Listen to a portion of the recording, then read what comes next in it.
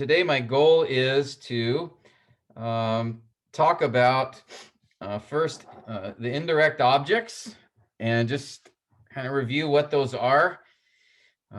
They're used you'll see them fairly a fair number of them in the scriptural passages. We'll look at a few together. So I just want to make sure, expose you to those, and then how you would handle diagramming them as well. And then after that, we'll see what time we have to keep going in the topics we're looking at. Okay, but so let's talk about the indirect objects. Okay. Now, if you remember, right, clauses. If we have a clause, we have a subject and a verb, right? So a typical clause will have a subject and a verb, and then sometimes an object or the predicate, adjective, or noun. Okay, like for example, if we say Manny read a book, okay, right? We have the subject is Manny, and he read, that's a verb of action. And because it's a verb of action, there's an object, something that receives the action. That's the book. All right. Or it could have said Manny is happy.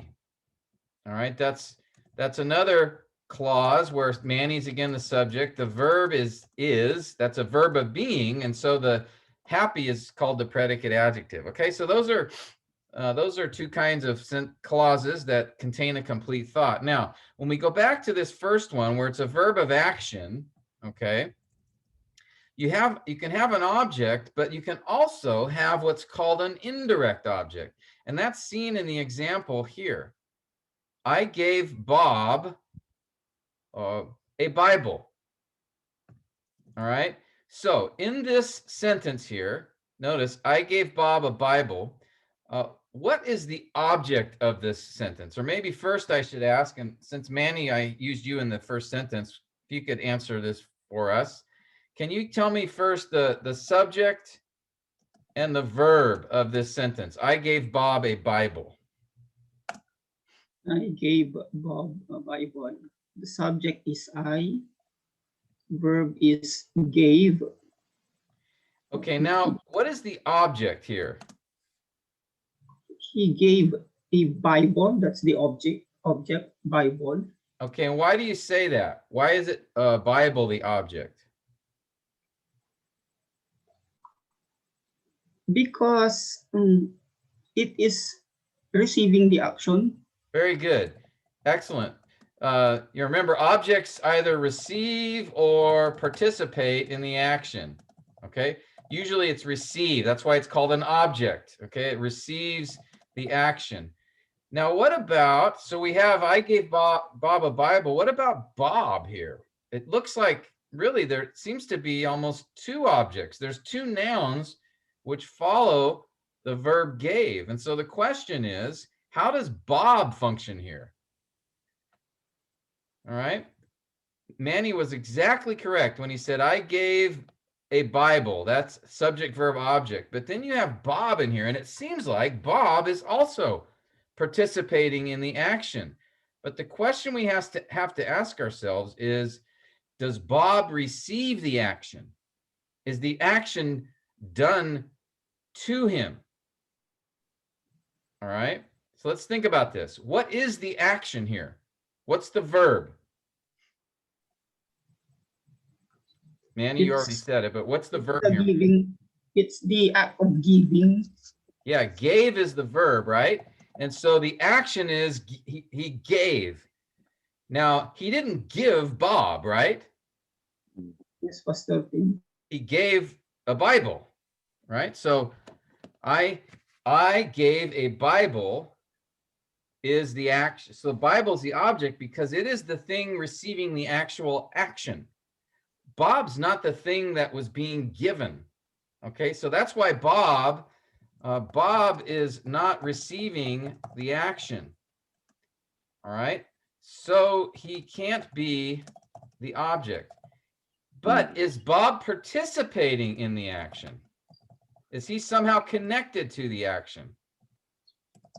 Yes. He is, right? He's participating indirectly. That's why he is called an indirect object. And what that means is he's not the thing that is having the action done to it. No, that is a Bible in this particular sentence, but he is still involved in the action. And in this case, he's receiving the action in a sense. He's receiving at least the object. He's receiving the Bible, correct? Mm. And Yeah. so that's why we call Bob here an indirect object. He's not the direct object. He's not the one having the action done to him, but he is involved in the action, but indirectly. Okay. So and this is sort of the explanation here. I gave Bob a Bible. Here we have two objects in a sense, because both seem to participate in the action. But the distinction is the Bible is the direct object because it's directly receiving the action.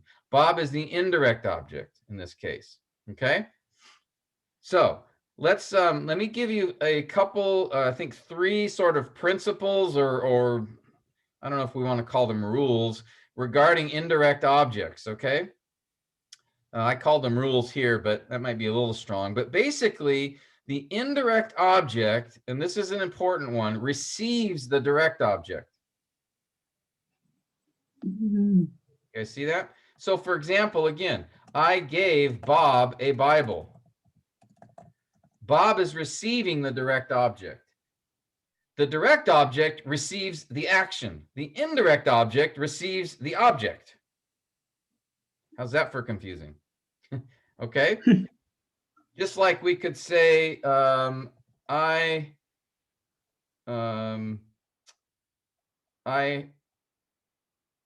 handed BJ a book. Okay, it's the same idea. I handed, and then the book is the direct object receiving the action, but BJ receives the direct object. Okay. And so that's the first thing. The indirect object, and I'm speaking here of in English. Okay, this is regarding English. The indirect object receives the direct object. The second principle to remember is that the indirect object always precedes the direct object in English. Okay, you don't have, I gave a Bible Bob. Now you might say, well, what about to Bob? Okay, we'll talk about that in a minute. But just this, I gave a Bible Bob is not in English. That's not how you would see it. All right. In English, the indirect object always goes right before the direct object. Okay. That's just how the language evolved. Okay. And then thirdly, there can't be an indirect object without a direct object, right? Because let's say that we take that sentence, I gave Bob, and then I don't have a Bible. Well, guess what just happened there? In this sentence, Bob has now become the direct object. All right. So you cannot have an indirect object if there's no direct object, because again, by definition, the indirect object receives the direct object. So if there's no direct object, there can't be an indirect object. Okay, we good so far? So this indirect objects follow a very specific set of rules. Okay, it's a very specific way that they are used in a sentence. Okay. Now I'm going to look at some similar sentences and have you guys consider them. Take a look. So BJ, I'll start with you on this one. Just let me know. Yes, sir. Just give me the subject, verb, and then object, and then indirect object. Okay. So subject is I, verb is gave, Bible is the object, and the man is the indirect object. Okay, so that's almost exactly the same. I'll call it IDO for indirect object. The indirect object is, yeah, the man. Okay, so it's almost the same exact sentence. Now, BJ, let's change it up a little bit. How about this one? Subject is I, verb is gave. Once again, the Bible is the object. Friend is the IDO. Yeah, friend. And then my, of course, modifies friend. Which friend? My friend. But yeah, okay, so similar sentence to what we've seen already. Now, here's another sort of scenario. All right, we'll have you do one more here, BJ. How about this one? Yes, sir. Subject is I, verb gave. Object is Bible, and indirect object is still Bob. Okay, Bob and actually friend. Okay, because in Which this refers, sir. Yes. Go ahead, sir. Sorry. What's that? I was just about to ask because is it because friend and Bob are the same? Yes. Yes, sir. Yes, sir. Yeah, we talked about this. I think it's called apposition. That is when you place two words that are exactly equal in the sentence. Okay. So in this case, I could say I gave Bob a Bible, or I could say I gave my friend a Bible. They both refer to the same person in this sentence. Okay. We see that a lot in the scripture when you say Paul, an apostle. Okay, that's apposition. It's the same thing. Paul and apostle are both functioning as a subject. So here, notice there are two indirect objects. Technically one, but it's referred to in two ways. My friend and Bob. Same person. They're both function as the indirect object in this sentence. Okay? All right. Tabs, how about this one? Yes, sir. I gave to Bob a Bible. Subject is I. The verb is gave. And then the direct object is still a Bible. And then to Bob is functioning as a prepositional phrase. Yes. Okay. To Bob. By adding that preposition, I've changed things a little bit, haven't I? It's technically speaking, to Bob is not the indirect object anymore in terms of specific, grammatically speaking. All right. Now, to Bob is grammatically a prepositional phrase, right? I have a preposition plus a noun. Remember, that is the definition of a prepositional phrase. Now, the idea being communicated is the same here, right? If I were to say I gave Bob a Bible, I'm saying the exact same thing if I say I gave to Bob a Bible. Okay, it's the same activity happening.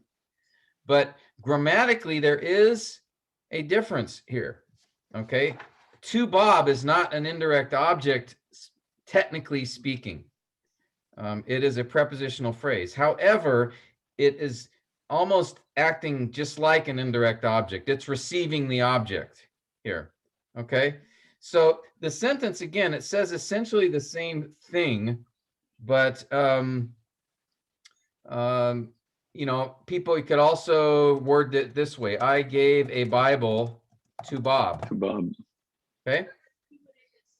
And again, remember, for our rules for indirect objects, the indirect object must be before the direct object. Okay. And because, so we have, in this case, two things: the preposition and the position of Bob both tell us it's not functioning like an indirect object grammatically. Okay. But semantically, or the meaning, is exactly the same as if Bob were the direct object, indirect object. Okay. So what does this mean then? How would we diagram this? Does it have any significant impact on how we interpret the passage? I mean, that's ultimately what we're after here, right? We just want to know whether it's a prepositional phrase or an indirect object, does it really matter? And secondly, how do we diagram both of these situations? Okay, so that's what I want to show you in some of the examples here. Okay, and by the way, well, I'll wait on that. Okay, so the addition of the preposition to changes how the meaning's conveyed. It's the same meaning, but it's conveyed a little bit differently grammatically. Okay, so this is just a point of technicality, guys. It's not something you should worry about, you know, as you study scripture. Oh no, is this an indirect object? Or is it a prepositional phrase? I might get the whole passage wrong if I don't get this. Don't worry about that. Okay. I'm just trying to show you there are some subtleties. I just want you to be aware of them. But honestly speaking, when it comes to diagramming or when it comes to interpreting the passage, I mean, there's no difference at all. Okay, so don't fret or worry about it. But I do just want to show you so you're aware of things. And again, we want to be precise both grammatically and semantically as best we can. All right, because at times there will be things that are important in that. So before we get to that, let's see if I want to address this. I gave to Bob a Bible.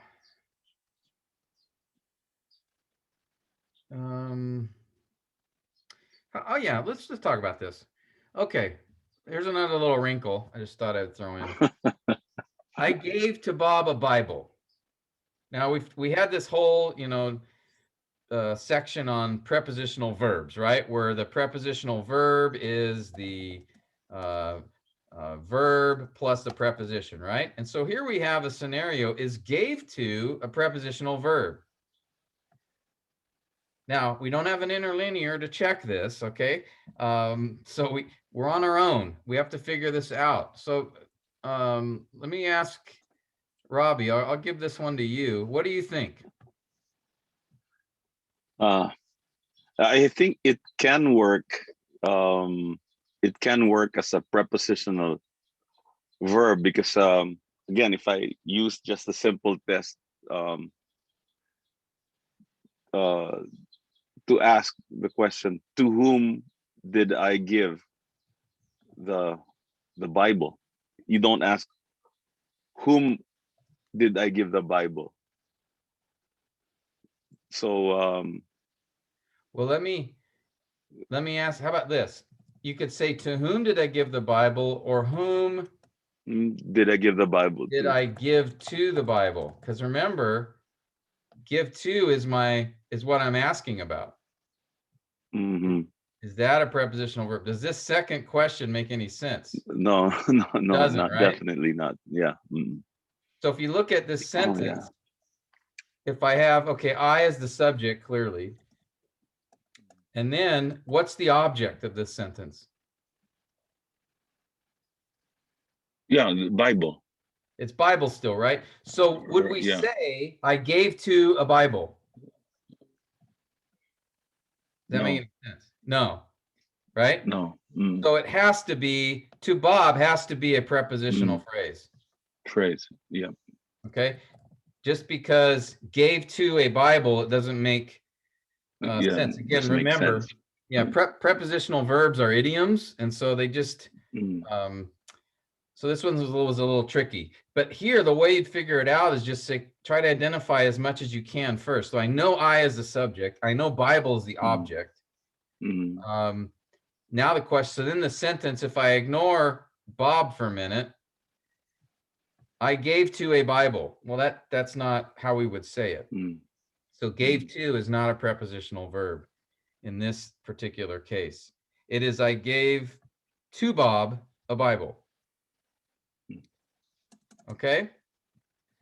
So that's just, I don't know why I threw that in there. I guess I'm just trying to be confusing this morning. But okay, so as we look at, let's look at a few examples here as far as diagramming. Robbie, I'll just ask you about this. How would you diagram this sentence here? Now notice I've got my indirect object back, Bob. How would you diagram this? I would put a Bible under gave, and then just put an arrow connecting gave to Bob to gave. And I Okay, would also put and a picture under gave. here, let me do this. Let me share.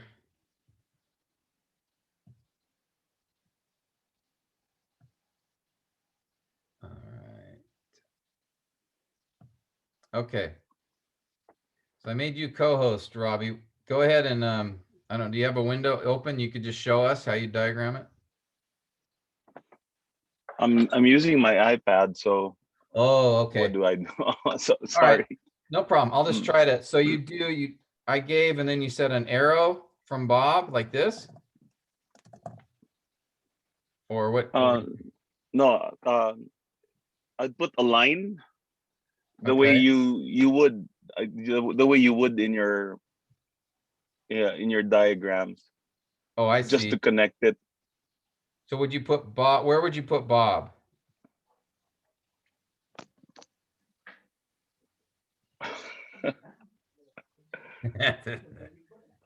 I'm not trying to stump you. Yeah. Because I would put a Bible and a picture under gave. To continue the Or sentence, you mean like this?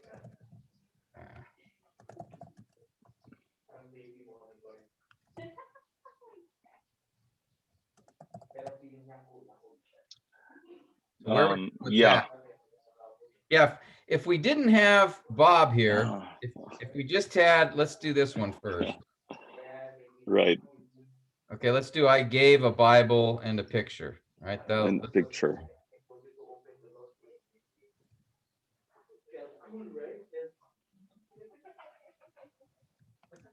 Yep. right. So that's how you do that, right? Right. So the Right. question is, how about when I throw an indirect object in there, what should we do with the indirect object? You guys think?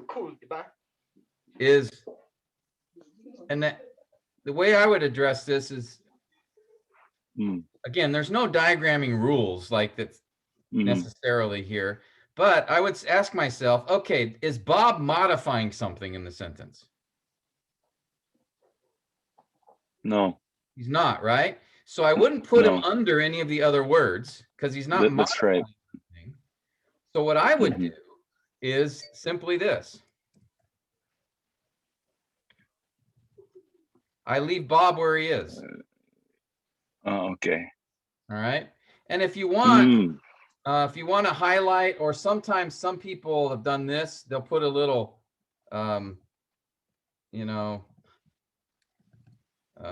okay. something like that there. You don't have to. Okay. Again, this diagram, it's just a convention. It's just whatever works for you. But when we talk about indenting, or, I wouldn't put Bob underneath here because he's not modifying gave. Yeah. Right? He's not modifying anything. He's actually just participating in the action by receiving the direct object. So that's why I would put it,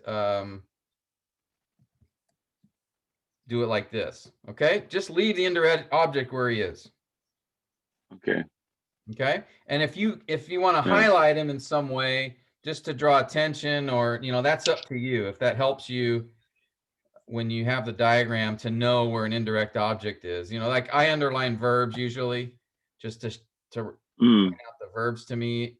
You can highlight certain things. You can do whatever you want. But for me, because the indirect object doesn't modify anything else, I just leave him with the subject verb object. So basically then, I have subject, verb, indirect object, and then the direct object. And I just leave them there.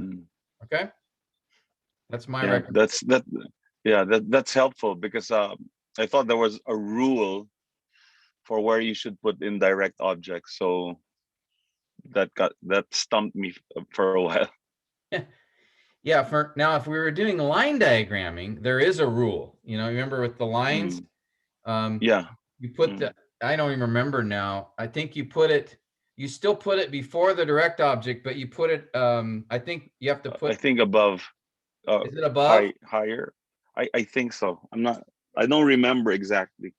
Yeah, I thought it was, it went on the same line, but let me see, I could draw it.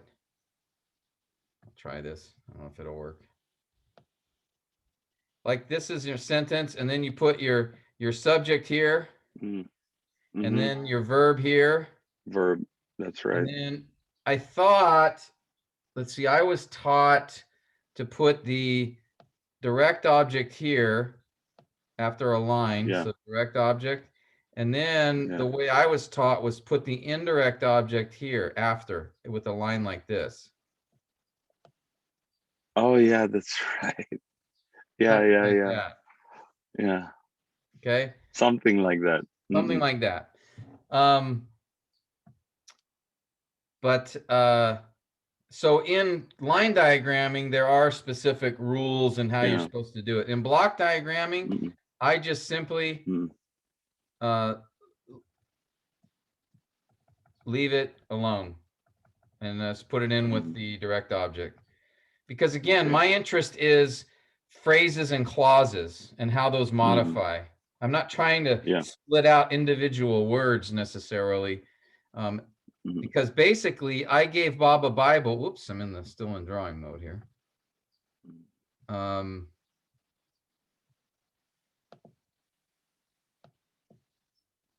man. How do I know? Okay. I gave Bob a Bible is technically the full independence clause. You include the indirect object with the direct object. They go together. Okay. All right. Well, let's look at now a second option here. So I gave Bob a Bible and picture. That's how I would do it. How about this one? What will we do here if we have now, and I'll ask you to discuss this one. Harris, first let us know, identify the subject, verb, and object, and then indirect object in this sentence. The subject, Pastor Tim, is I. I gave Bob and Susan a Bible. The verb is gave. Yeah. The direct object is a Bible. Yeah, a Bible. Okay. What's the indirect object? In the indirect object are Bob and Susan. Yeah, we have two here, don't we? Yeah. So the question now is, oh, okay, how do I do this one? How would I diagram it? Notice we have the conjunction and here. So again, there's a few ways you can approach this. One is you just leave them both on the same line. That's okay to do. There's, again, the idea is we're looking at clauses and phrases, and technically we've got a conjunction in here, but what is that conjunction joining? Harris, what words is that conjunction joining in this sentence? The two nouns, the names Bob and Susan. Exactly. Okay, so you're more than free to just leave them on the same line. That would probably make it the cleanest, or you could do this. I gave Bob and Susan, now they're not modifying, but I just put and Susan under Bob directly because those are the conjunction is joining these two words. I gave Bob and Susan, and then I put in a Bible here. I think this is less confusing just to leave them on the same line in this case. That's probably what I would do. But here is another option. The problem with this is if you do it this way, it looks like Bob is the direct object now. Because a Bible now you've got down here. That's a little more confusing. But again, this is your diagram. So it's whatever convention will help you the most to see what's going on in the text. All right. So I don't know. You guys have any opinions? Which do you think would be a better way to diagram this? I would leave it on the same line. Like the upper one here, this one? Like the upper one. And what would, why would you do that? What would be, No, precisely because at first glance, if I did the second option, it would make Bob and Susan look like it's modifying gave, yeah, I think the second one to me is a or, little or more it would make it confusing. look like, yeah, it would look more like a direct object. Yeah. Yeah, so But that's for just me. me, I would leave it, I would probably do the first one myself. Because again, Bob and Susan are both part of the main clause there. Yes, there is a conjunction, and normally in a diagram, we do this with the conjunction. We put it separate and then show where it's joining, what two words it's joining. But you don't, again, that's not a rule that you have to obey. What we want to do is make the block diagram work for us. That is, we want it to be just show visually what's going on as clear as possible. And that's going to be somewhat dependent on what is helpful to you. All right. Like I said, for me, I underline my verbs. A lot of guys don't do that. They will highlight their verbs. Okay. Some people put circles around, everyone does sort of their own thing to help it be clear to them. And I think, yeah, I'd leave them both on the same line. Okay, Harris, let me give you another one here. How about this one? Let's just go through our normal process here. What's the main sentence? I gave a Bible, Pastor Tim, is the main sentence. Okay, and then we have Bob's still here, right? The indirect object. Yeah, Okay. and the direct object is the Bible specifically, which had his name in it. Yeah, so what do I do with the rest of this? It modifies the Bible. Very so good. We would place it under the Bible. And then I would put in it, that's a prepositional phrase. It's telling us where he had his name. So I would put it there. Okay. All right. So which Bible? So that's why I put that under, and then where he had his name. Okay. So again, leave the indirect object where it is in the main sentence. Okay. Now, what if my sentence was, I gave Bob, who is my friend, a Bible. Harris, what would I do with this one? The who is my friend, Pastor Tim, would modify Bob, so it would go under, yeah, it would go under Bob, and probably Pastor Tim, we would place a Bible on the same line with I gave, and then who is my friend, I would place it above Bob, under Bob, and draw a line. Yeah, there's a couple of, this is where I would probably do the line because of this phrase in between. And for me, I like to keep all the words in the same order as they come in the passage. So in this case, I would implement the line to show me the full. Again, when I see a line when I do diagramming and I put a line in here, that line, I know, because this is how I use it. I know that line is telling me that's still part of the same clause. Okay. So, and then if I see this between it, I just have to, again, this is still can be tricky because it looks like Bob is the direct object. So you could choose to move a Bible up here and change the word order. You could do that. There's nothing wrong with that. I just prefer not to, because two reasons. Again, when I change the word order, often I can accidentally eliminate or delete words by accident. Or if I change the word order, then I can't read the passage exactly as it's given in the scripture. But here's an example though, where, moving a Bible up might be more helpful. Just otherwise it looks a little confusing because Bob looks like the direct object at first glance. Yeah. Again. Tim. Yeah. Yeah. If you're using Bible Arc, you won't be able to put the word Bible on the same line as I gave Bob. So you will have to draw that line anyway. But I would probably put a note beside Bob just to remind me at first glance that it's an indirect object. Yeah. And that I think is a good idea. I put notes in my diagrams a lot too. So do something like this. You could say, just to remind you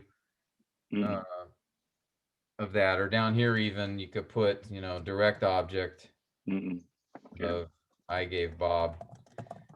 So it's perfectly fine. Again, the diagram is meant to work for you. So do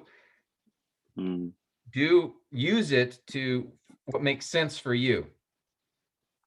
In this case, because of the way I use lines and what I'm used to, I would diagram it like this. And then I might put a note here, just like Pastor Robbie suggested.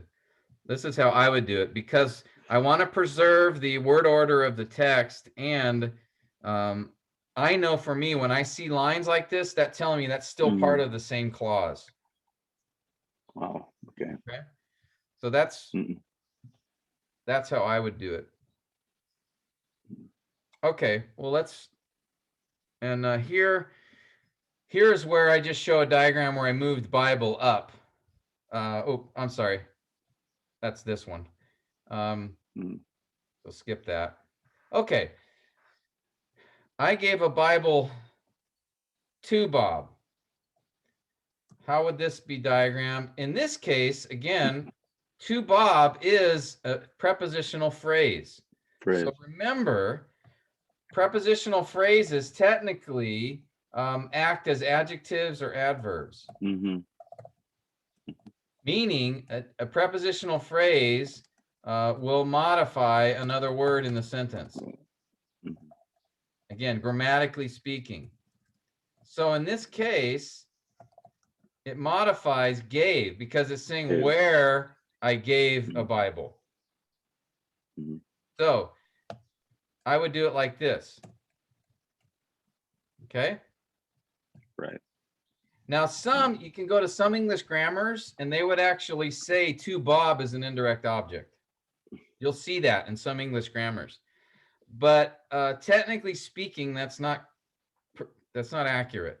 To Bob is a prepositional phrase, and technically speaking, it is modifying gave because it acts like an adverb here. Now, as far as meaning is concerned, there's no difference in meaning between I gave a Bible to Bob or I gave Bob a Bible.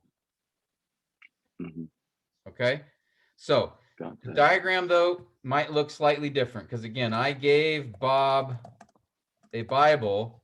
I would just diagram it like this. It's all in the same line. But I gave a Bible to Bob, I would do this.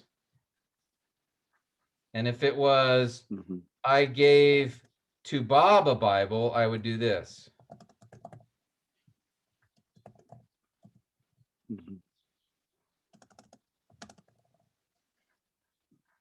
Where I have again my, let me grab.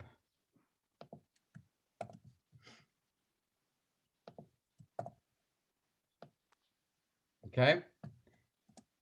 That's how I would do that. Right. All right. Does that make sense, guys? Any questions? Yeah. Anybody have a question on that? Do you understand why I put to Bob under gave? Right. Would you have a Yes, Bible? Would you have a Bible verse that that's an example of this? Yes, I'll show you a few of those in a minute. I grabbed a few. Mhm. I just want to do these basic sentences first, and then yeah, we'll look at a few passages. And what I keep wanting to say one thing, but I got to hold myself off. Okay, so I'll get to it. All right. Okay, so how about this one? I've now inserted back. I gave to Bob a Bible which had his name in it. So again, to Bob's a prepositional phrase. It's modifying gave. A Bible is Mhm. still my direct object. Mhm. And then which had his name in it, which had his name is modifying Bible, just like we see. So let me.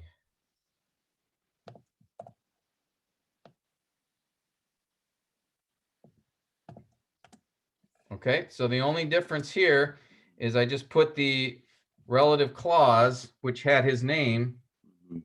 under Bible. Okay. And this line for me just tells me that this is all, and some guys do this. Instead of a line, they'll highlight all that what's in the clause. And that might be visually better. Ah. So I gave a Bible. I just see Mm. right away that's the same clause. So that might be another option. If you're doing this by hand, you won't be able to highlight. Oh, I guess you could get a pen and highlight it. Mm. So that might be something easier for you guys, some of you guys, to do it that way. Mm. You can leave the line in or take it out. So it'd be like that. That's another option. Okay. All right.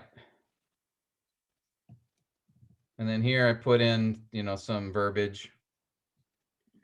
Okay. And then another one, I gave Bob, who is my friend, relative clause, a Bible, which had his name in it. Okay. And again, you could either do the line or you could do highlight or something like that. Yeah. Okay. So you can still see the main clause is preserved. I gave Bob a Bible. That's the main idea. And then these other two clauses are modifiers.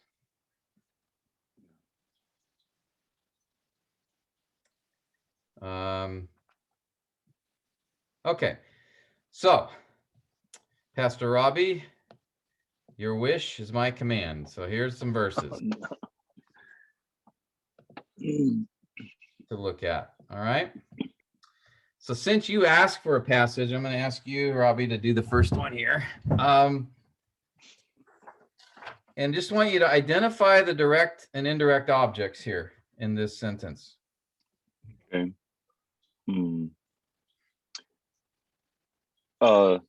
Indirect object is me, and direct object is something. What I'm going to do is highlight the indirect objects. Yeah. Yeah. Okay, and then I'll highlight the indirect objects in yellow and the direct objects in green. How's that? Yeah. Okay. All right. Now, how about the last one? Wait, hold it.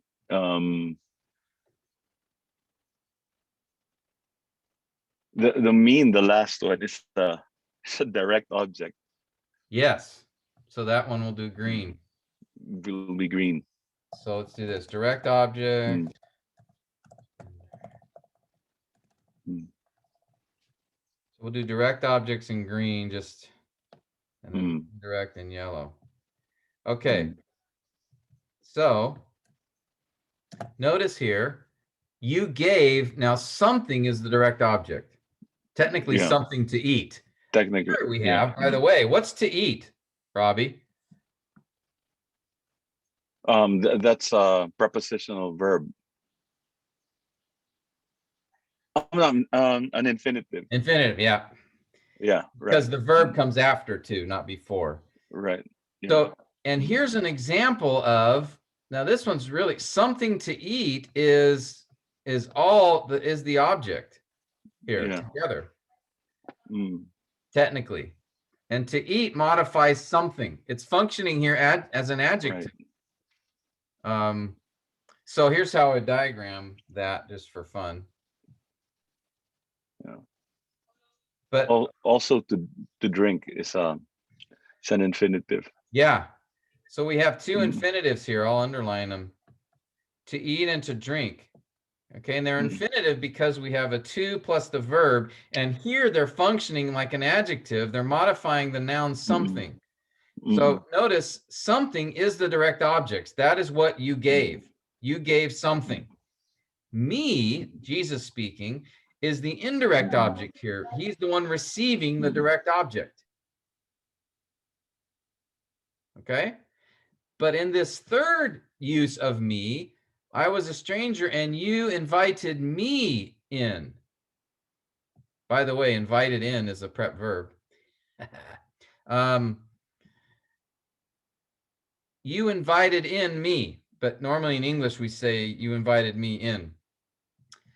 But me is a direct object. So notice it goes from indirect object to a direct object in this sentence. You just have to ask yourself, well, this is confusing. Well, all you have to do is just say, okay, what is receiving the action? What's the action? Okay, gave is the action up here. What's receiving it? Something is. That was what is being given. So that has to be the direct object. Now me is there, and that's, that's the one receiving the direct object. Must be an indirect object. All right, and then it's a parallel statement. So here's how I would diagram it. For I was hungry, and second, you gave me something. What kind of something? Something to eat. I was thirsty, and you gave me something. What kind of something? Something to drink. Okay, so here we have an infinitive functioning as adjective. Okay, it's describing something. What kind of something? Something to eat. I was a stranger, and in this case, he says, you invited me in. Okay, where invited in is the prepositional verb. Me is the direct object in that case, because it's the invited is the action. Me is what is receiving the direct action. And there's no indirect object here. Tim, Yes. isn't it possible that the in that last line is simply a preposition, not really a prepositional verb, because you could remove it and it still makes sense. You invited me. Yeah, and you could replace it with another preposition like out or up. Yeah. Yeah, it's an idiomatic expression, because it's you invited me in, because there's no in what? Well, it's understood as, in wherever you are. So, one way we could answer that, of course, is just like we did before. We could go to the other translations. We can go to the interlinear. Oh, yeah. Okay. And confirm that. I'm just going, I'm spitballing from just looking at it. But here, let's just look it up real quick, just for fun. Yeah. Okay, so we'll look up, let me see here. You guys, hopefully you can see my Bible Hub, right, on their screen? Yeah. Yep. Okay, so let's look it up. Oh, I forgot to hit interlinear. See if it'll let me do it.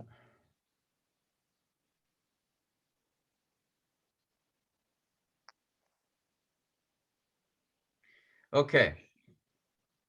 So Robbie, why don't you comment on this then? What do you see here as far as that verb goes?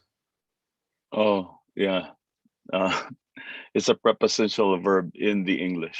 Yeah, in English it is. In Yeah, Greek, it's not. Right. In Greek, Not, it's yeah. Mm, simply this verb here. okay. And then, of course, we could look at you know, the other translations like we've done before, just to see what they do. Mm, So it's Matthew, what, 25. So that's the American Standard. The ESV has you welcomed me. Okay. Remember mm, when we talked about prepositional verbs, the tendency of the New American Standard is to use them. yeah. Yeah, that's right. So here, you welcomed me is the ESV. So there's no preposition here. Right. The NIV Right. probably has something similar. You looked after me. Well, the NIV has a different kind of prepositional verb, looked after. I don't know how to get rid of that stupid thing. New King James. Okay, New King James has you took me in, took in. Mm, yeah. So here we have a sort of a mixed. You invited me in is the Net Bible. Mm, mm, But as you saw from the interlinear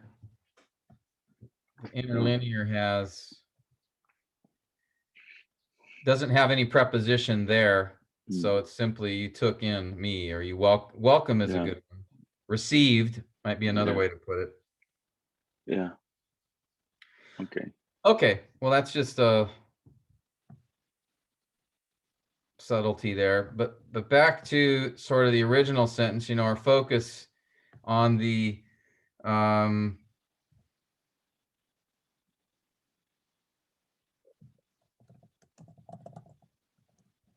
here is on the indirect objects. So I just wanted you to see how they work here and how you would diagram it.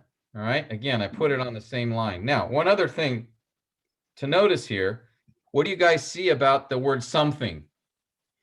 What did the translators do? It's italicized. Yeah, so it's Yeah, actually not in the original. It's not in the original. Yeah. The original has you gave me to eat. So implied is something. You gave me something.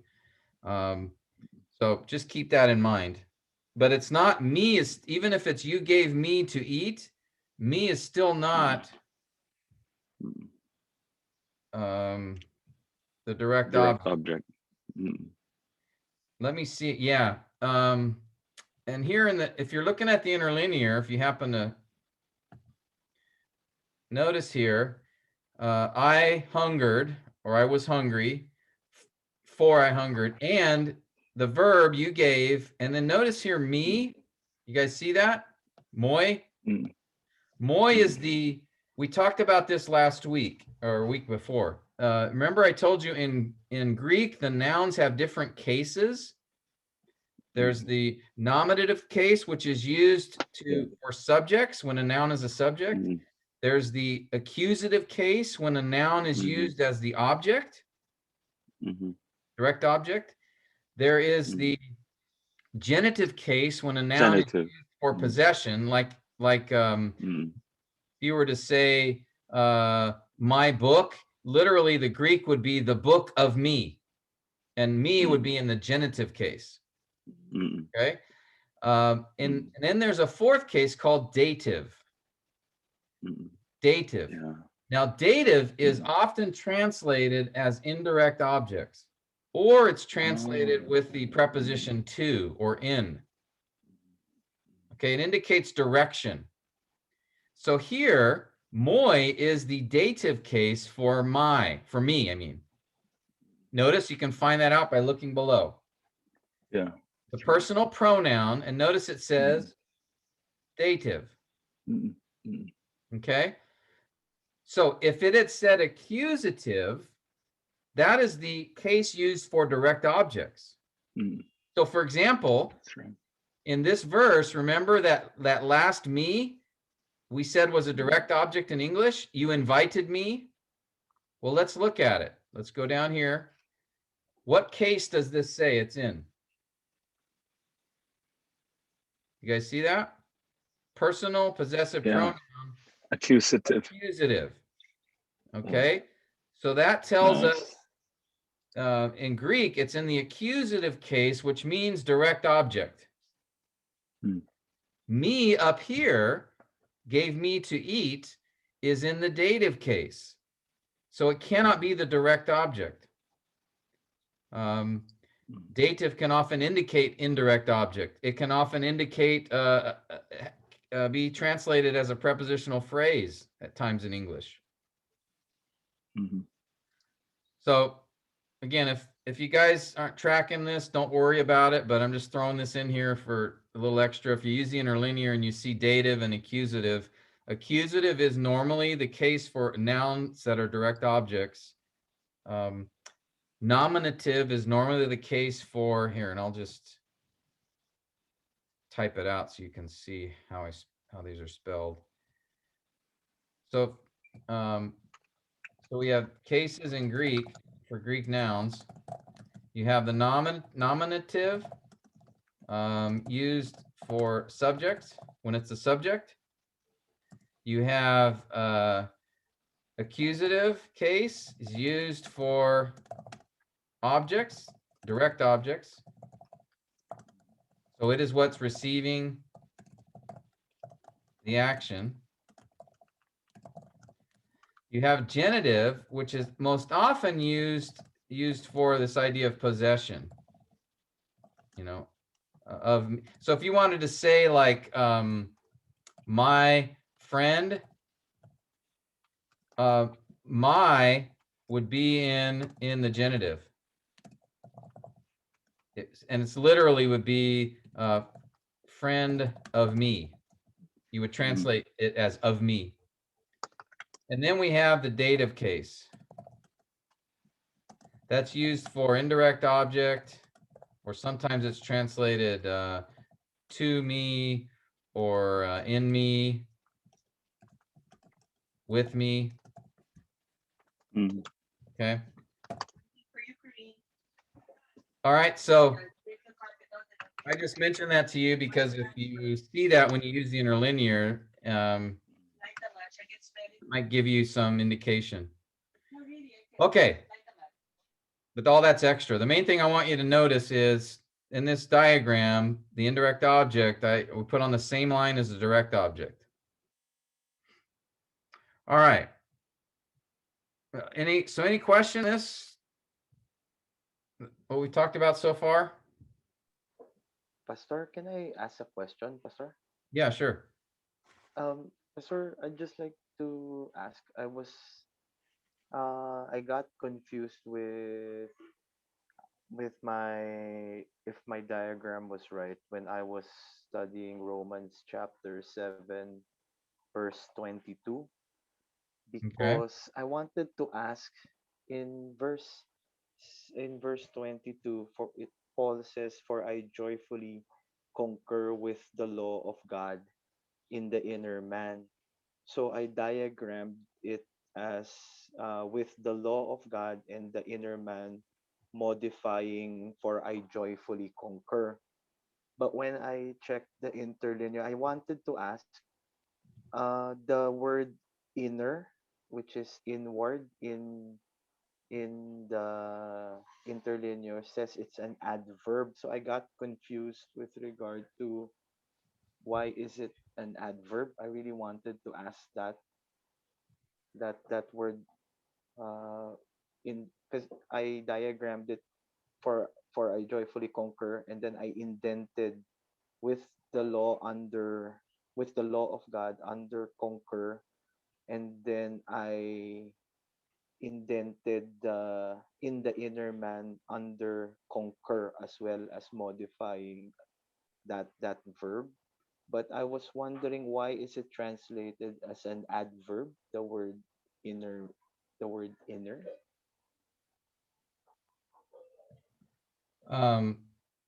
Okay, why? Is it modifying something else because it's an Inner? adverb? Yes. Just Yes, the word Pastor. inner, just that word. Yes, Pastor. Yes, Pastor. Because I thought it would have meant an adjective describing the Oh, I the see. or yes, Pastor. I got confused Mhm. with regard to if my diagram was right. So inner, because you're saying that on the interlinear, it said inner man was an adverb. Yes, Pastor. I was kind of I didn't know what to do with that anymore with regard to how should I understand where does that word fit into verse 22. Yeah, because in English, it's acting like Yes, a An like a adjective. an adjective. adjective or preposition, Yeah. Pastor. I thought it was like that. Yeah, I think adverb may be misleading here because let me see. It's describe. Why would it? Because I was following. I remembered this because I was following our example right now, and Mm. and I remembered this. That's why I asked. So what I did was I just indented with the law of God under conquer, and then in the inner man under conquer, because I didn't know what to do with it being an adverb, Pastor. Yeah, I'm trying to. Why won't it let me? What passage is this again, Tabs? Romans Romans chapter 7 verse 22, 22 Pastor. is 7:22.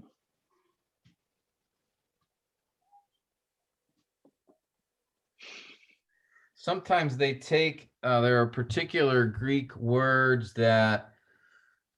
Um. Why won't this let me? Oops, what happened here? Lost my Bible software.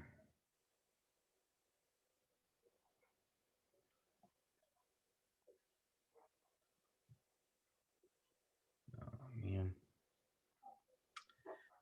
man. Sometimes, let's see.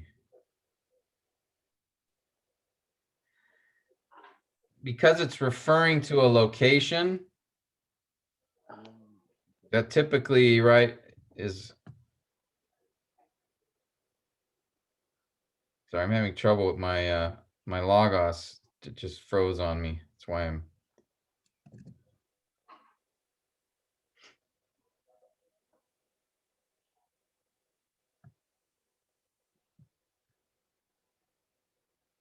I was just guessing, Pastor, that because it's a prepositional phrase that it's functioning as an adverb. That's why they I as an I don't know.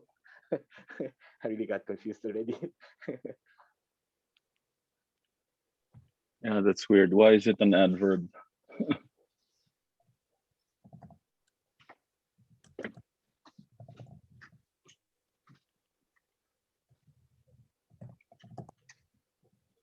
Let's see. I brought my Greek book with me.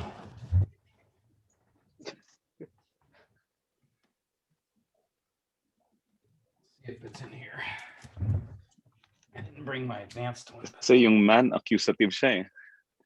Di ba? Yes po. Yes po. Kaya nahilo-hilo po ako kasi na ano na po na lito-lito Well, na po talaga.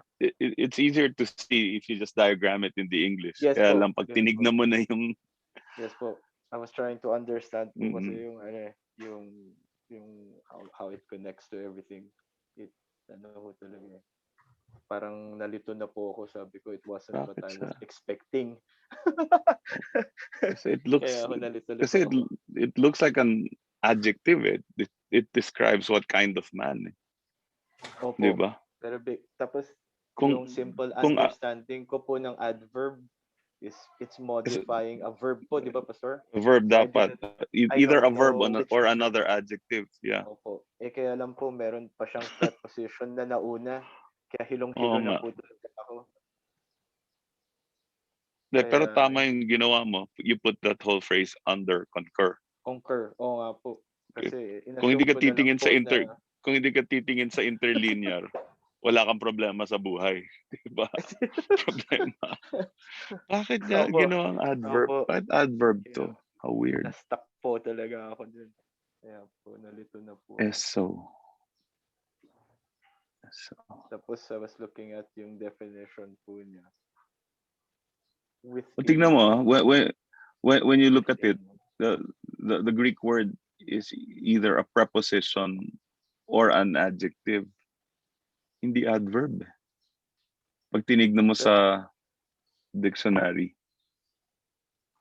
yung Opo. eso, which is Pero inner. dun sa Thayer's Sa na sentence. po niya, biglang adverb. Hindi ko nga, kaya po, nahilo na po ako. Mm. Yeah, there's some. I'm trying to remember. I didn't bring the Greek textbook that.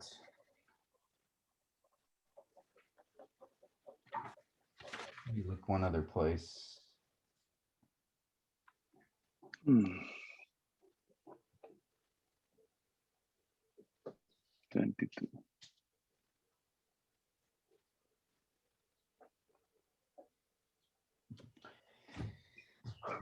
Adverb nga siya.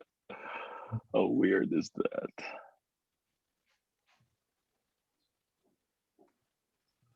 What happened here? It's an adverb of place. Yeah, it's a location. Mm. And so they might classify it as an adverb just because when, locations usually tell you where something took place. Mm. But I'm trying to remember. Oh, man, what's going on with me?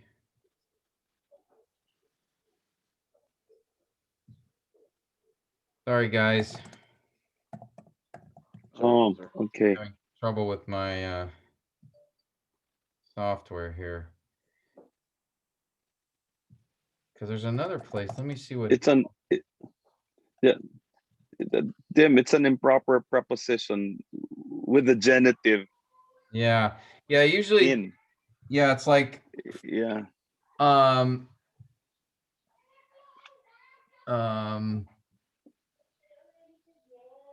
Ideas on the inside. Yeah. Maybe another way to.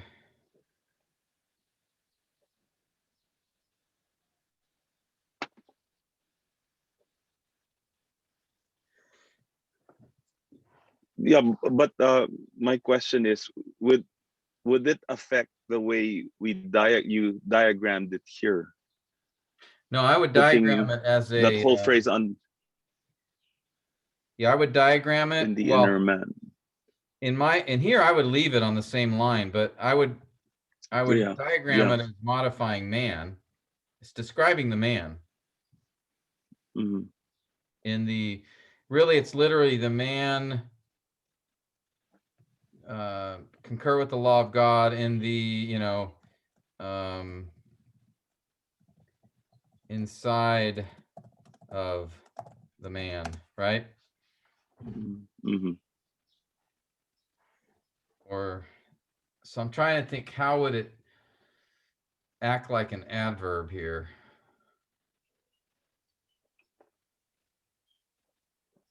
But as far as interpretation, I mean, it's modifying man. It's describing Mhm. the inside of the man. So Yeah. in English, yeah, adjective. There's something about certain Greek adverbs. That's why I was trying to find, and I That's couldn't right.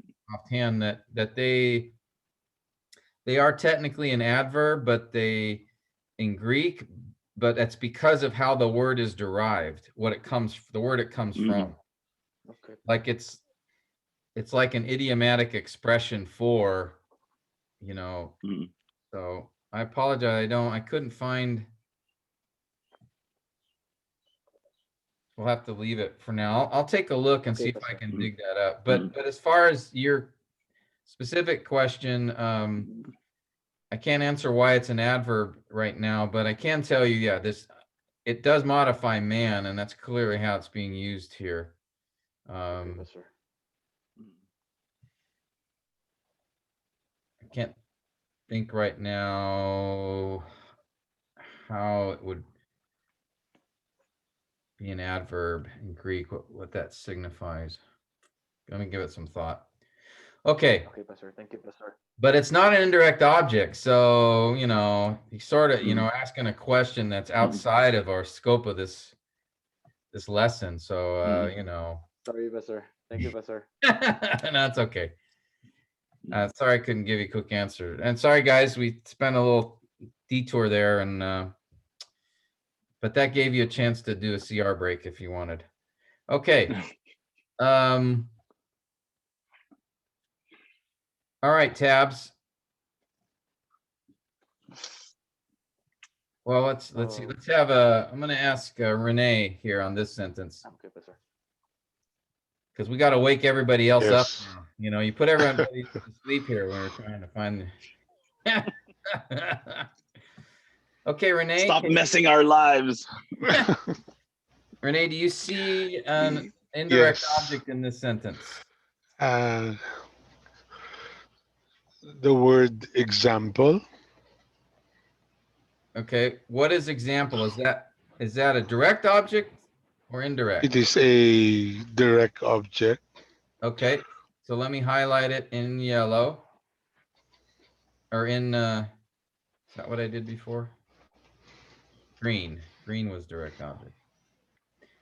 Okay, so what is that an object of? What's the subject verb that's connected to it? The word gave. Okay, gave. Yeah. Subject is I. The verb is gave. Yes. And then an example. So example's the Is, direct object. Is there an indirect object here? yes. The word you. You. Okay, good. That again, we have the verb gave. As you can see, gave is commonly will often have an indirect object, just by the nature of that kind of a verb. Now, here's what's interesting. Let me show you this. So let's say you were looking at this on the interlinear. Okay. And John 13:15. Notice here a couple of things. One, a pattern or example. Let's notice, what case is that in? Renee, can you see that? It's an accusative neuter singular. It's Okay. a noun. So it's accusative. It's a noun in the accusative case. Do you guys remember, what did I tell you about the accusative case? Direct So object. direct It's a object. object. So here, John puts the direct object at the beginning of the sentence. Now, often that's done for emphasis. And we know it's the direct object because in the Greek, it's the accusative case. So a pattern or example, and then here's my verb, I gave.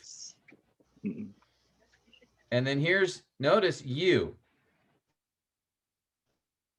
That's my indirect object, right? Now, Renee, what case is you in here?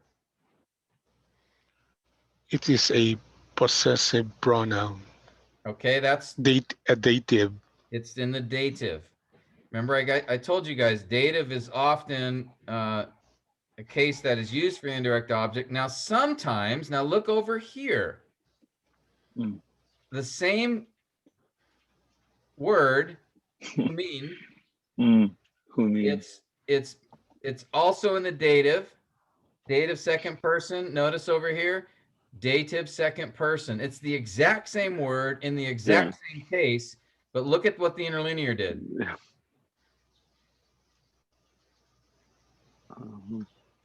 And that's exactly, if we go to our translation, or I'll just go back to the, I gave you, again, remember, that was in, that you was dative case. And then here, I did to you was also dative. And there was no preposition in the interlinear. Yeah. See that? There's no preposition here. I, subject, did, verb, you. And that you here is not in the accusative case. It's in the dative. So it's indicating sort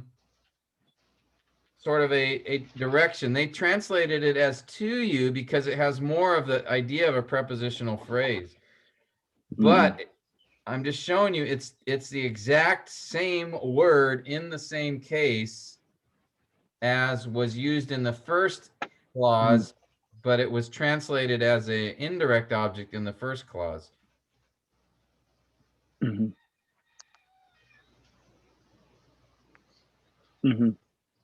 All right.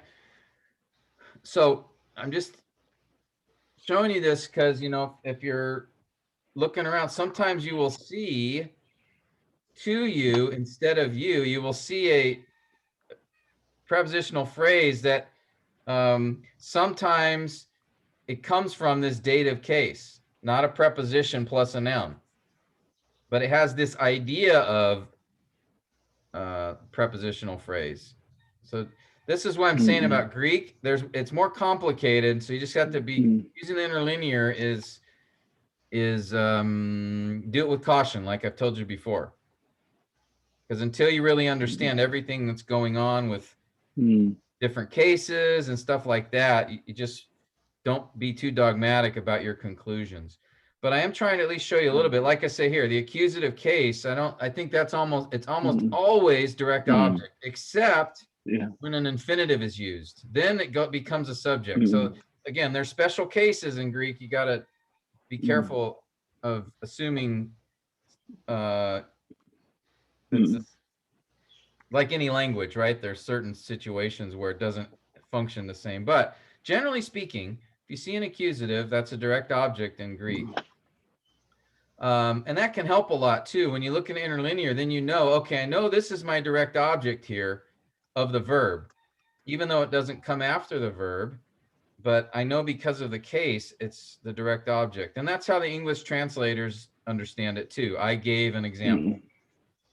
And here, you is the indirect object, which sometimes you might see translated as to you. They could have said, I gave an example to you. That would be a legitimate translation.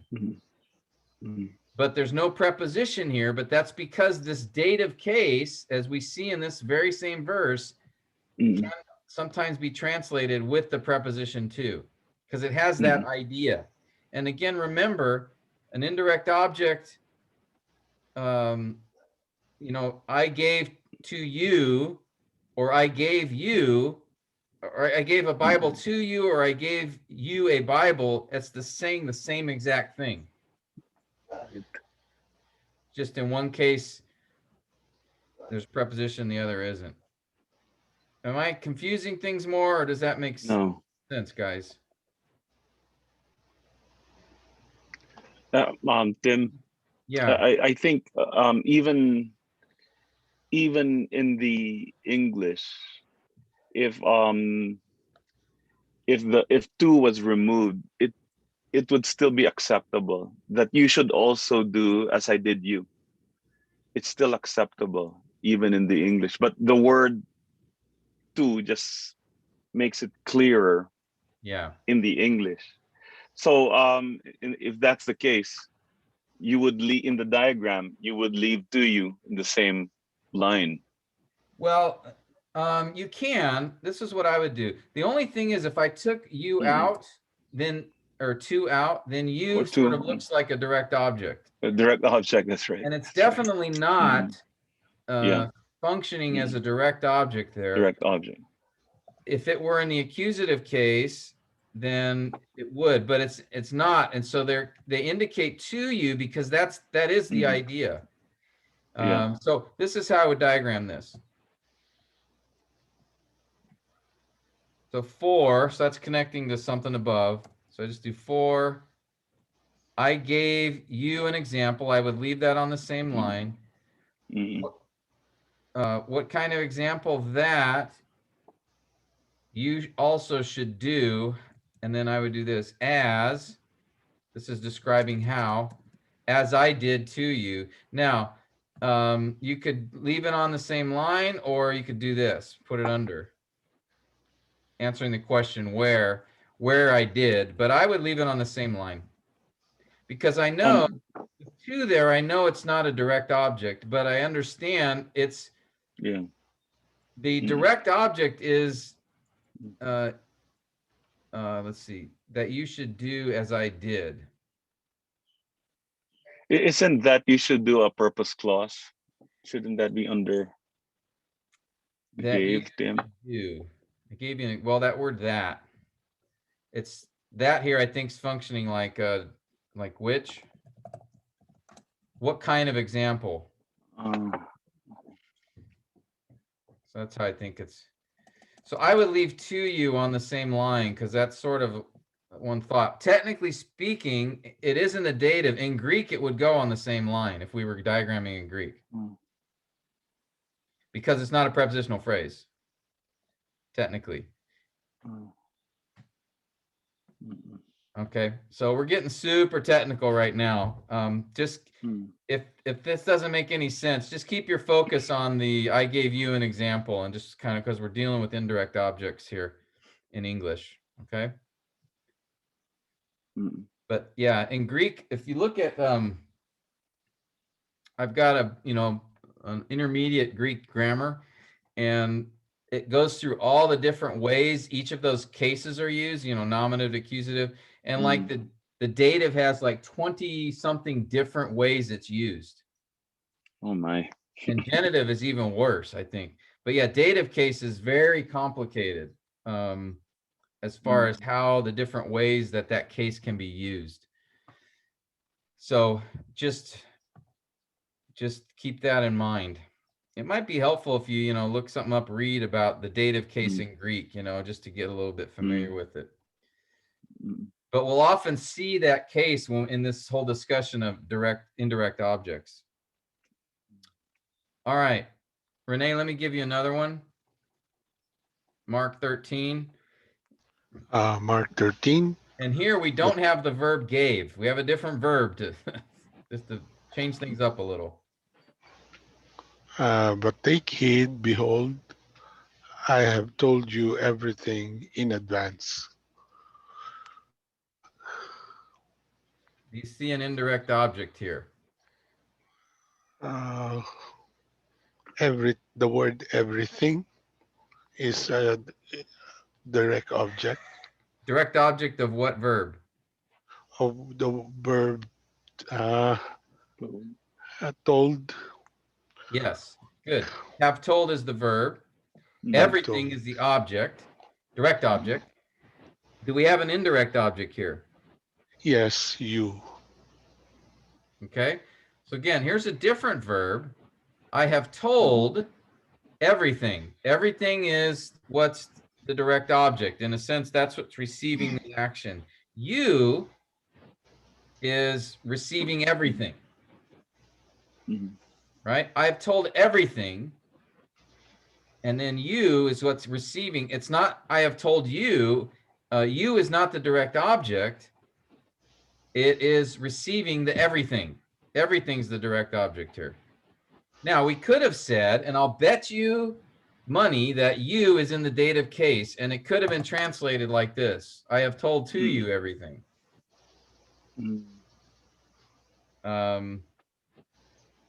Yeah, I will. I'm going to just confirm that by looking it up real quick. But almost always it'll be the dative case. I don't know if there's another. Yeah. In fact, if you notice here, I'll just show you guys. Here's Mark 13:23.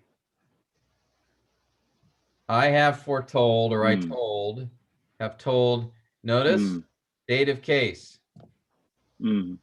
And here the interlinear just puts to you. Mm. Okay, and notice all things. What case is it in? Accusative. Accusative. Okay. So it's I told all things to you. Or we could say, because it's in a dative case, I told you all things. English as an indirect object in English.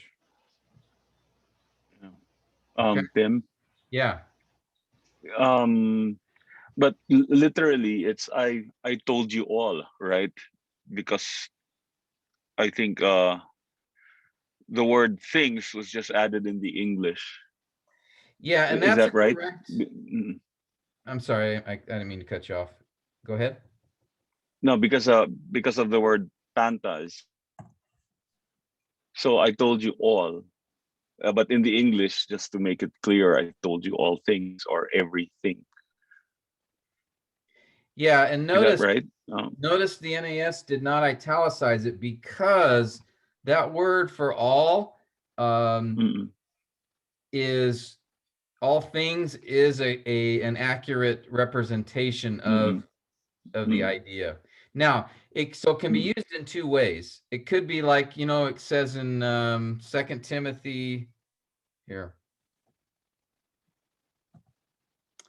If we go to here's a 2 Timothy 3:16. All scripture. Mm-mm. I guess I should have done it this way. Be easier.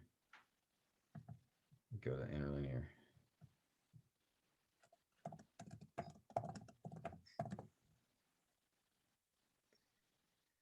Okay, notice here, passat's the same root, Mm-mm. and it says every. And in this case, it's every scripture. There is a noun that it is connected to. By the way, notice the case here, nominative. That means Nominative. subject. And then the adjective is also in the nominative because it's Nominative. connected to the same word. Yeah. Mm. So all scripture is God breathed. So here, all or every is connected to scripture. But when every or all, that same word is by itself, it's a generic reference to all things or everything. Yeah. If there's no noun that it's modifying. So it's things is not really added. It's implied in the noun really, used by yeah. itself. Okay. Okay. Now, like another example, let me see, Acts, let's see what this one does. Acts 17, 25.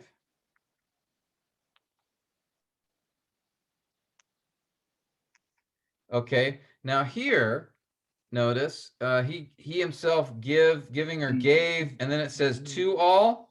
To all. Life, breath. There's no here the idea is again to all living things because the context is life and breath. But notice to all, one, by the way, in the dative, gave to all, and there's no word here. There's no word for humans or animals or people. It's just to all. It's the implied to all things. You'll see in the translation, by the way. But it's really to all people. He gave life and breath. And notice here, the all appears again. There's no noun. So you'll see in the translation, all things. Literally, it's all, but when there's no noun that it's connected to, it's implied all things, or in the context, it's implied to whatever is being referred to. Here, notice he says, nor by the hands of men, but he gives himself to all, implied all men, life, breath. By the way, notice,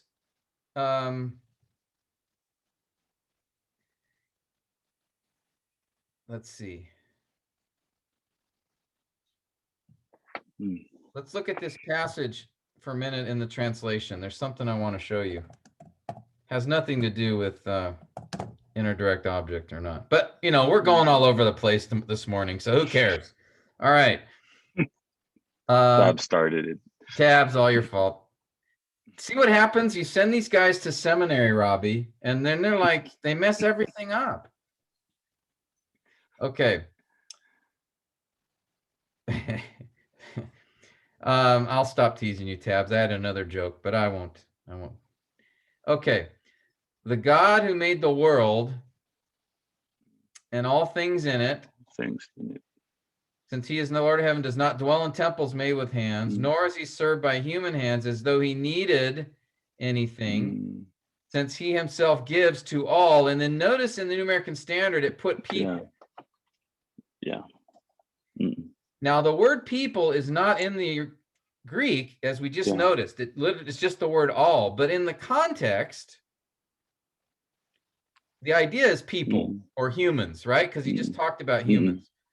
Now, some translations, though, and then here's the all thing. He gives to all people life and breath and all things. So what is the direct object for he gives? It's life. Life and breath, right? And all things. That's the direct object. Yeah. And then all, he could have said he gives all or to all life, breath, and all things. Okay. Now in the NAS, this is where they tell you they put the word in, but really that this is a good translation because people is the idea in this context. I don't know what, let's see what the ESV does. He gives to all, and then they put mankind. NIV. Same. He gives everyone life and breath. Now, I've seen a translation that just has he gives life and breath. He gives all life and breath, and it makes it sound like he gives all life and breath, but the idea is he gives to all, comma, life and breath. So if we go back to the interlinear here, let me now show you a couple things that we've been talking about already. So just you can see it again. Acts 17, verse 24. Remember, it says, God having made the world, and here's that panta, or the, Where is it? There. okay, again, all things, that's implied, right? He made everything. Yeah. There's no noun that it's modifying. Yeah. Notice also, it's in the accusative. God made all things, direct object of made. Okay, and then verse 25. Giving, he himself giving, and then here's to all in the dative, and then notice life is in the accusative. Accusative. Because that's the object of the verb, give.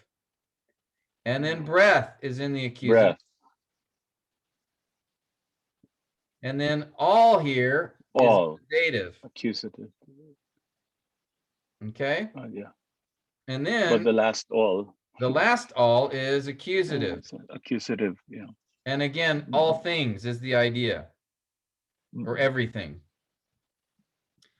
Now, if it's, again, if it's with, like I showed you in 2 Timothy 3, if you have a noun following it that it's modifying, then it would be like every scripture, or right, every place, or something like that. But when it's by itself, the implication is all of whatever's in the context. Okay? Yeah. Okay. I don't know, how did we end up over there? I forget. Oh, the everything here. All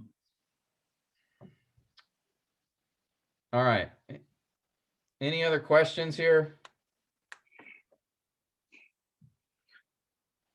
All right.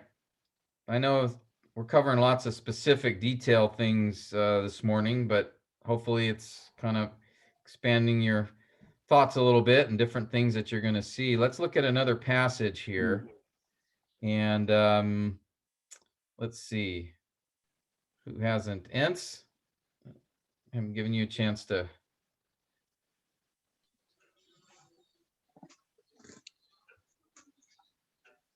All right. You want to, Give a drink. yeah, give a drink is what? What is that? How's that functioning?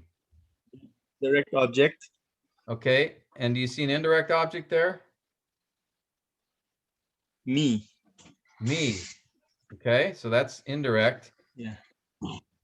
Drink is the direct recipient of the action. Okay. Keep going. Do you see anything else?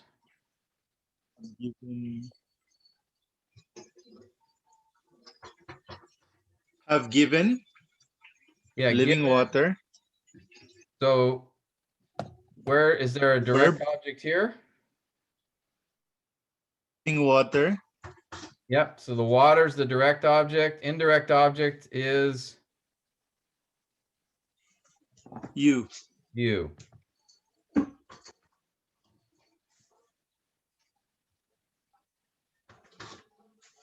And then there's one more.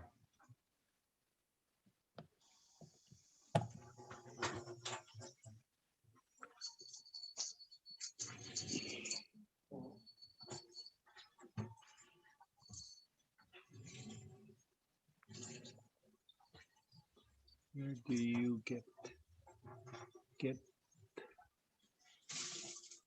Yeah, hold that thought. I'm gonna Get. I gotta do something real quick.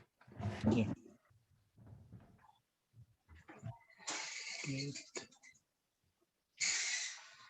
You have nothing to draw with. And when is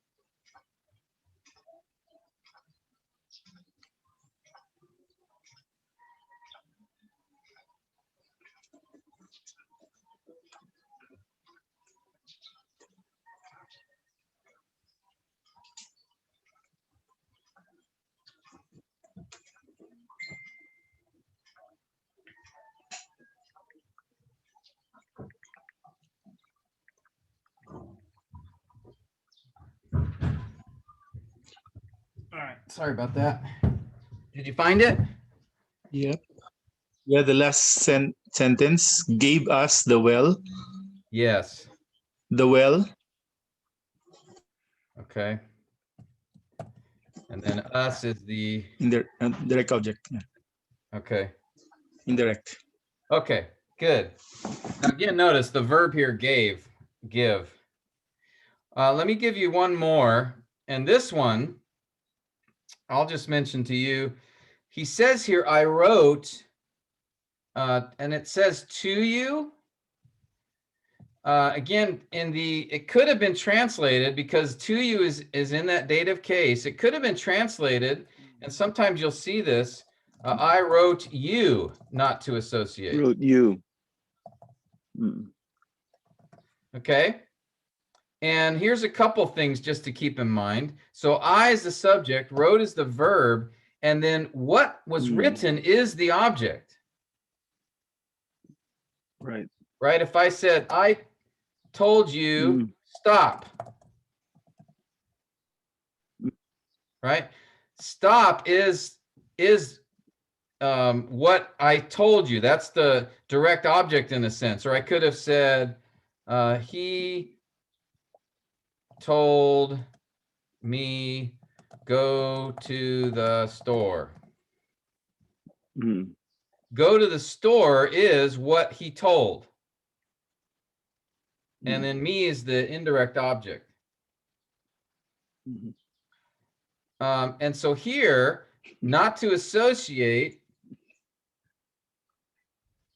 You know, all of this is Whole what, object. The object. in a sense, okay? All of this is what he wrote. And he could have put, I wrote you. You know, that some translations actually have that. But in this case, the NAS said, I wrote to you. So I'm just, you might have seen, you know, I'll look real quick.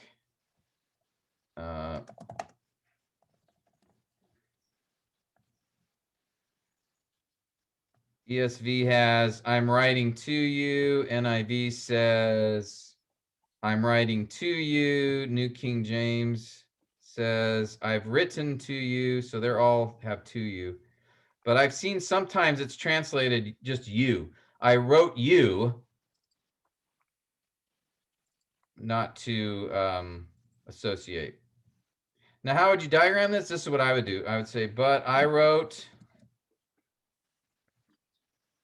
and you could do a couple of ways. If it's a direct quote, I would just put it under wrote and then put a box around it. Okay, so if you're in where it's a dialogue, you can do that. And that's a way just to show this is all part of a quote.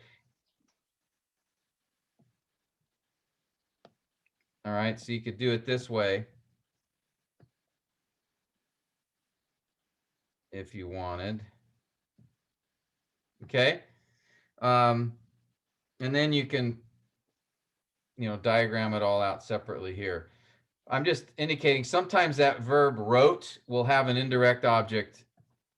Instead of saying to, I wrote to him, you might say I wrote him, not to blah, blah, but I just want you to be clear. If it had said I wrote you, that you technically is not the direct object, it's the indirect object. What he wrote is the direct object, so to speak. So, Tim. Yeah, let me just finish the thought and then you can. Yeah, sure. So Okay. the question, so maybe another way to see what I'm talking about here is if I said, I wrote you a letter. Letter is the direct object, right? I wrote a letter. You is the indirect object. That's what, or I could say, I wrote you to you. You know, please send me money.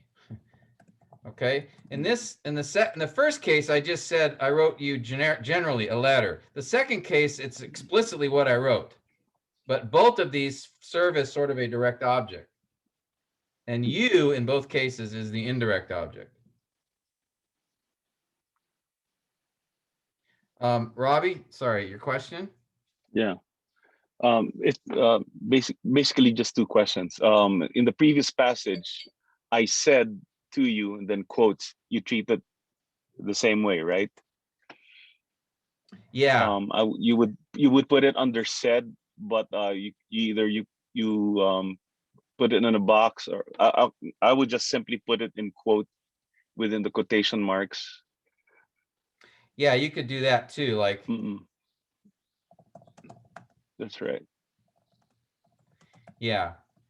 So you could do that. And then you diagram it, or do you diagram it within the quotes? Yeah. So let's say, will you come see me and bring a friend with you? So I would just do it this way. Will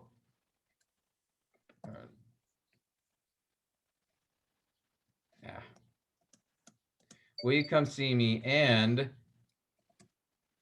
I guess technically I put over here.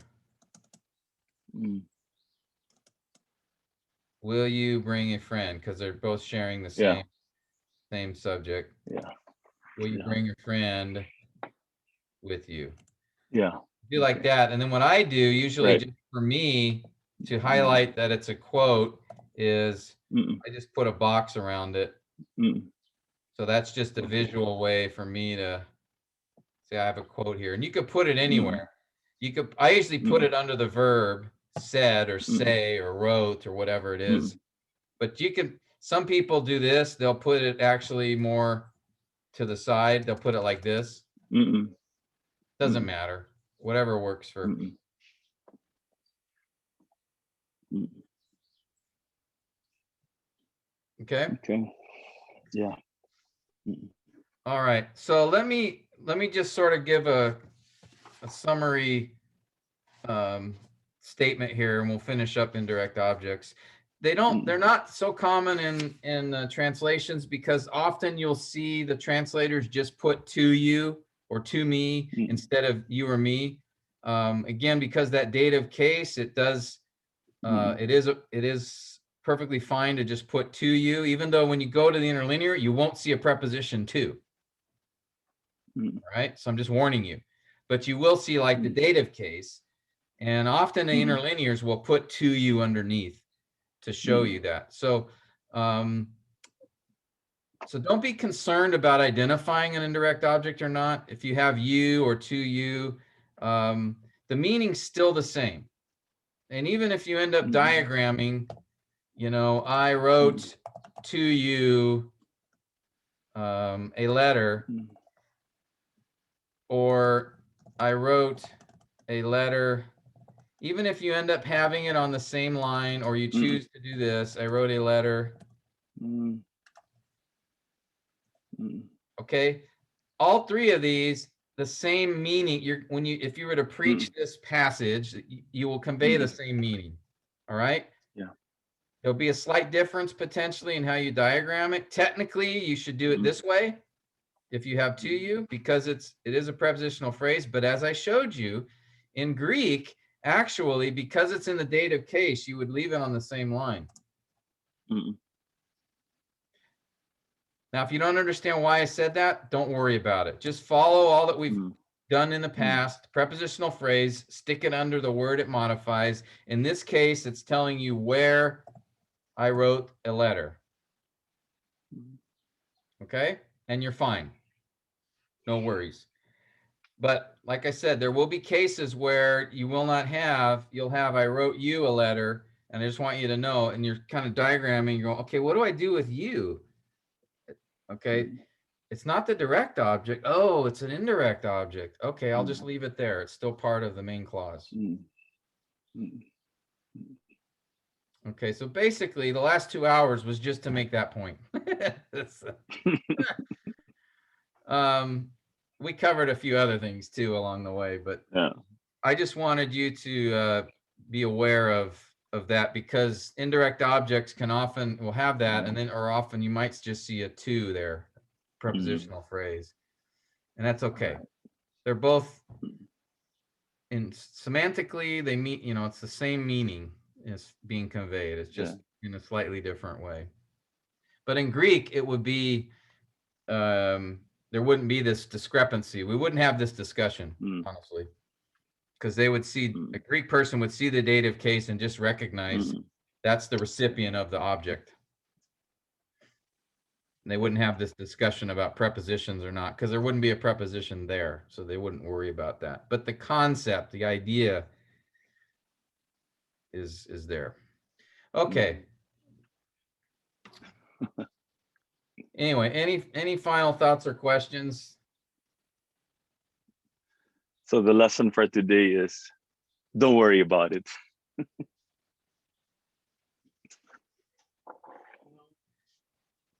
Yeah, in a sense. Don't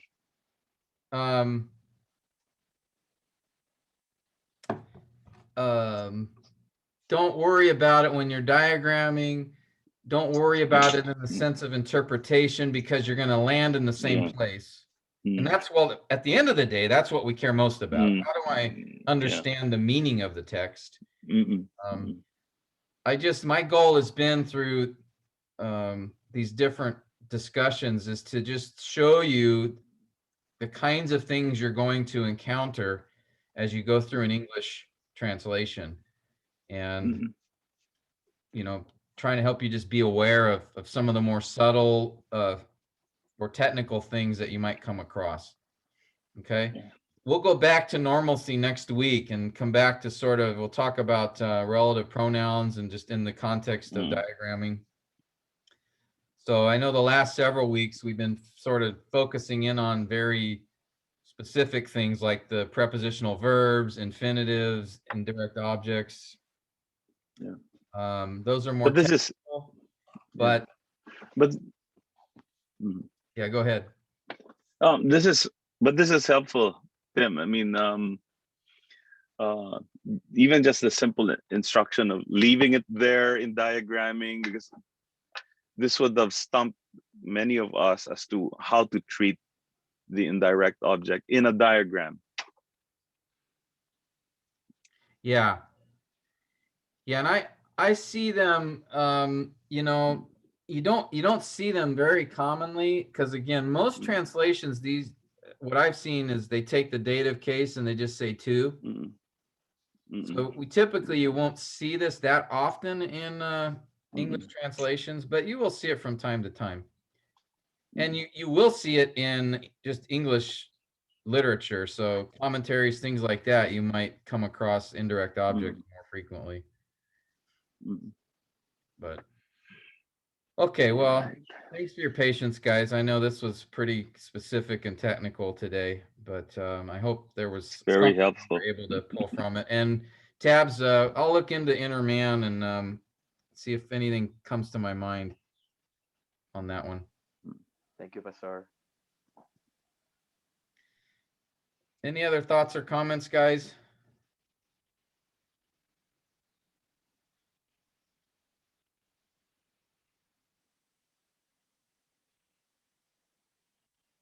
Okay.